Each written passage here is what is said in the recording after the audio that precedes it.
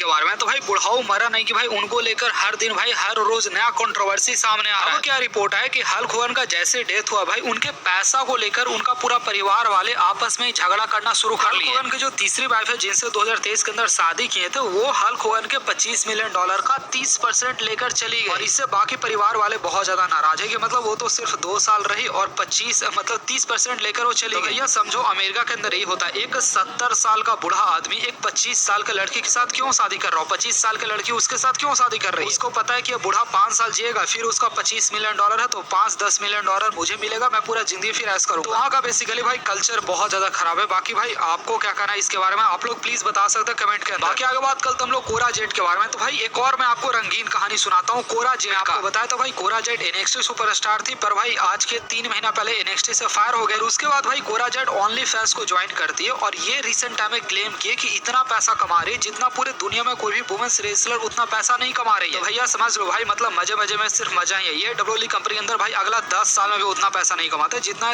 पिछले मतलब 3-4 साल में कमा लिया। हाँ उसके लिए भाई इनको गलत काम करना पड़ा है, ये बात भाई सबको पता। ओनली फैंस के अंदर क्या होता है मेरे ख्याल से भाई सबको पता। ठीक है मैं इसके ऊपर ज्यादा नहीं कमेंट करूंगा भाई। अमेरिका के अंदर लोग ऐसा करते हैं, बहुत सारे रेसलर ऐसा कर चुके हैं पैसा के लिए। हल्क होगन के बारे में एक और चीज मैं आपको बताता हूँ भाई। हल्क होगन के क्लोज फ्रेंड रिसेंट है बहुत ज्यादा रिग्रेट कर रहे थे हल्क होगन के मरने के बाद। उन्होंने बोला कि मैं कुछ दिन पहले मैं सोचा था कि मैं जाकर हल्क होगन से मिलूंगा पर मैं मिलने नहीं गया। मेरे को लगा मैं हल्क होगन के घर जाऊंगा और हल्क होगन मुझे घर के अंदर नहीं बुलाएगा, वो बाहर से भगा देगा तो मुझे दुख होगा। लिटरली भाई मुझे नहीं पता भाई मतलब कोई अगर किसी के दोस्त के घर मिलने जाएगा तो कोई कैसे घर से भगा सकता है मुझे नहीं पता भाई। अमेरिका के अंदर क्या है कल्चर होता है, ऐसा होता कि भाई इनका जो क्लोज फ्रेंड था इसलिए भाई ये मिलने नहीं गया हल्क होगन से। हल्क होगन का उसके बाद डेथ हो गया, इस बात को लेकर बहुत ज्यादा रिग्रेट कर रहा है। तो पता नहीं भाई अमेरिका का कल्चर भाई मुझे सच में नहीं समझ में आता भाई। लिटरली मतलब कुछ भी चलता है यहाँ पर, मैं बस आपको बता। आगे बात करता है आइविल नाइल के बारे में। तो भाई आइविल नाइल ने भाई रिसेंट में अपना नया हेयर स्टाइल को रिसेंट टाइम में वो दिखाई है सोशल मीडिया के ऊपर। आप लोग उनका नया हेयर स्टाइल देख सकते हैं। उनके जो बॉस है चैट केवल अभी करंट टाइम में कोई गेम वगैरह देखने के लिए आए थे, रिसेंट टाइम में भाई उनका फोटो सामने आया, आप लोग यहाँ पर देख सकते हैं। पता नहीं भाई अल ग्रांडे अमेरिकानो WWE कंपनी के अंदर कब वापस आएंगे पर मेरे ख्याल से जब वापस आएंगे मजा आने वाला है। बाकी आगे बात कल हम लोग बैड बनी के बारे में। तो भाई बैड बनी को लेकर WWE कंपनी के अंदर भाई रिसेंट में कंट्रोवर्सी हो चुका है। बैड बनी को 2K25 गेम से भाई रिसेंट में निकाल दिया गया। अब बताया जरा बैड बनी आपको शायद से समर स्लैम के अंदर भी देखने को नहीं मिले। बैड बनी को WWE वाले बेसिकली भाई अभी करंट बाइकआउट की है। मैंने पूरा रिपोर्ट तो अभी बेसिकली नहीं पढ़ा, मैं आपको पढ़कर मैं आपको कल बता दूंगा। पर हाँ बैड बनी को लेकर कुछ ऐसा रिपोर्ट निकलकर सामने आया कि भाई बैड बनी जब नहीं आ रहे हैं कोडी रोड्स और जॉन सीना के मैच के अंदर तो WWE वाले शायद से भाई दूसरे कोई सुपरस्टार रॉक या फिर किसी और को बुलाकर लाने वाले उस मैच के अंदर इंटरफेरेंस करने के लिए। आगे बात कल तो हम लोग the beast incarnate Brock Lesnar के बारे में। तो भाई ब्रॉक लेसनर को लेकर डेव मिल्जर ने भाई फाइनली अपना रिएक्शन दिया कि ब्रॉक लेसनर को लेकर क्या एक्चुअली हुआ है। डेव मिल्जर अगेन वही सारा चीज को बोलते हैं कि ब्रॉक लेसनर को 2024 के रॉयल रंबल के अंदर रिटर्न करना था पर ब्रॉक लेसनर 2024 के रॉयल रंबल के अंदर रिटर्न नहीं कर पाए, उनके प्लान को कैंसिल किया गया। एक्चुअली ब्रॉक लेसनर के ऊपर जो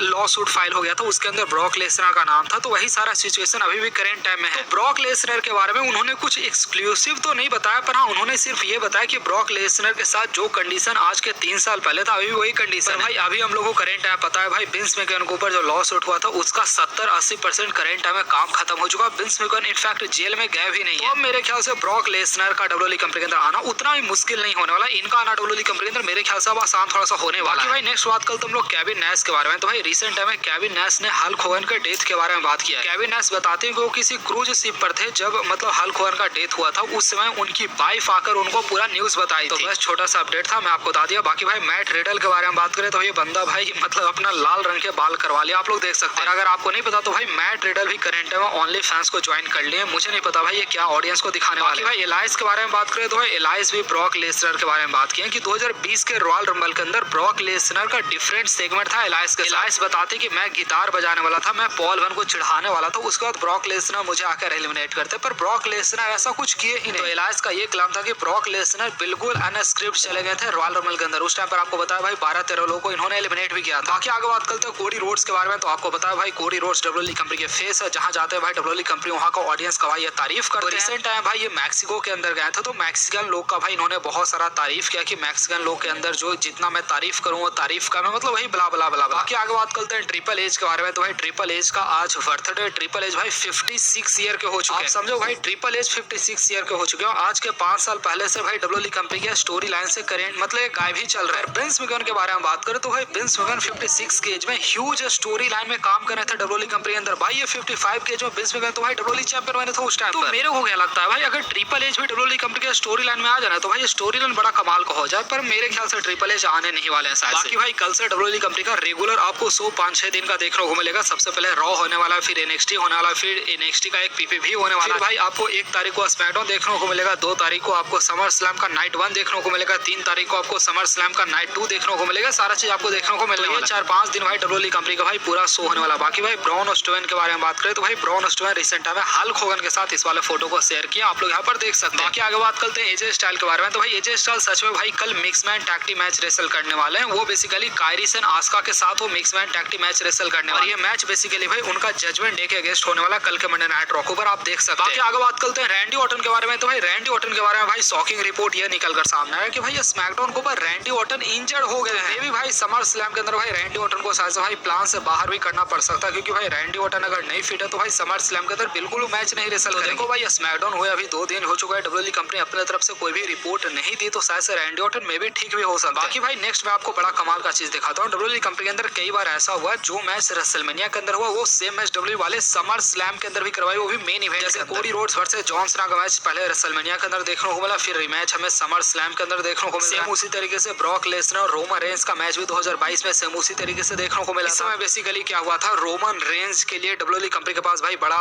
कोई अपोनेंट था ही नहीं, तो डब्ल्यूडब्ल्यूई वाले भाई एक बार फिर से ब्रॉक लेसनर को यहाँ पर बुला। मैं सही बता रहा हूँ भाई, अगर विंस मैकमैन आज के टाइम पर होते ना तो भाई समर स्लैम 2 नाइट का बड़ा कमाल का होता है। ट्रिपल एच भाई बिल्कुल ढोकलेसबाजी किया है, मतलब बिल्कुल खराब किया। इससे पहले 2005 के अंदर भी एडी गेरेरो और रे मिस्टेरियो के बीच में ऐसा ही भाई मैच समर स्लैम और रेसलमेनिया दोनों के अंदर हो चुका है। इसके बाद भाई 2003 के अंदर शायद से 2003 में ब्रॉक लेसनर और कैट एंगल के बीच में हुआ था, जहां ब्रॉक लेसनर 2 बार कैट एंगल को हराकर डब्ल्यूडब्ल्यूई चैंपियन बने थे। उस टाइम मस्त होता था भाई। अगर आपको नहीं पता तो भाई सिर्फ 2002 साल में हमें 13 चैंपियन अलग अलग देखने को मिले थे डब्ल्यूडब्ल्यूई कंपनी के अंदर। मतलब भाई हर एक 10 दिन में नया कोई बंदा चैंपियन बन रहा है। आज के टाइम पर भाई 2-2, 3-3 साल तक कोई बंदा चैंपियन रहता, तो मतलब पहले के टाइम पर भाई अलग ही ऑरा हुआ करता था। कि अंडरटेकर और एज के बीच में 2008 के अंदर ऐसा ही मैच हमें देखने को मिल चुका है। वैसे भाई अगर आपको रोमन रेंज का देखना तो आप लोग यहाँ पर देख सकते हो। रोमन रेंज हर एक समर स्लैम के अंदर कौन कौन से सुपरस्टार के साथ मैच रेसल किया, आप लोग यहाँ पर देख सकते हैं। मैच उन्होंने भाई डब्ल्यूडब्ल्यूई कंपनी के अंदर 2 बार रेसल किया। सबसे पहले 2014 के टाइम पर रेसल किया था, 13 के टाइम पर मेरे ख्याल से रेसल किए होंगे, और अब जाकर भाई 2025 के अंदर वो रेसल कर रहे हैं। जॉन सीना के बारे में बात करें तो भाई जॉन सीना का लाइफ का 3 रिग्रेट करेंट टाइम में रह चुका। सबसे पहले जॉन सीना रोमन रेंज को कभी नहीं हराया, दूसरा भाई जॉन सीना कभी इंटरकॉन्टिनेंटल चैंपियन नहीं बने, और तीसरा रिग्रेट करेंट टाइम है कि जॉन सीना कभी भाई king of the ring tournament नहीं विन के। तो ये 3 रिग्रेट करेंट टाइम है जॉन सीना का पूरा मतलब रेसलिंग करियर का है। बाकी आगे सेथ रॉलिंस के बारे में बात करें तो भाई सेथ रॉलिंस ऑलरेडी भाई समर स्लैम के अंदर कई सारे हिस्ट्री को बना चुके, कई बार डब्ल्यूडब्ल्यूई चैंपियन वो बन चुके, तो शायद भाई इस बार फिर से डब्ल्यूडब्ल्यूई चैंपियन बन सकते हैं। बाकी आप लोग ये चीज देखो भाई, सबसे ज्यादा समर स्लैम को मेन इवेंट डब्ल्यूडब्ल्यूई कंपनी के अंदर ब्रॉक लेसनर किया, सबसे पहले सबसे ज्यादा रेसलमेनिया को मेन इवेंट रोमन रेंज किया, सबसे ज्यादा टाइटल जॉन सीना विन किया। पिछले 20 साल का भाई ये 3 ऐसे सुपरस्टार हैं जो कि डब्ल्यूडब्ल्यूई कंपनी के मतलब आप लोग समझ सकते हो सबसे टॉप के सुपरस्टार है। माउंट रेस है डब्ल्यूडब्ल्यूई कंपनी के। आप लोग बताना भाई ये फोटो एआई जनरेटर है फिर रियल है। भाई हमारा स्पाइडरमैन भाई टकलू हो गया। वैसे वीडियो आज का इतना है, तो भाई मैं आपको बस लास्ट में ये दिखा दिया। वीडियो को